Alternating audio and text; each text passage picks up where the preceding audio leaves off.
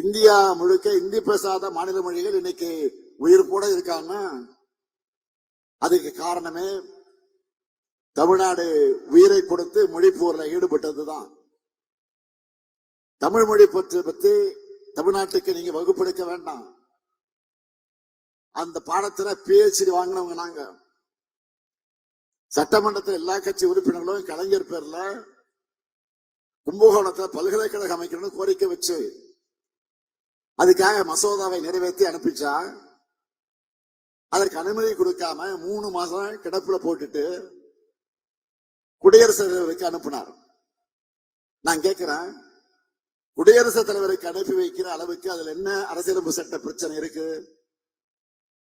அவர் கிடப்புல போட்டதை மறைக்க குடியரசுத் தலைவர் மேல பழிய போட்டு தப்பிக்க பார்க்கிறார்.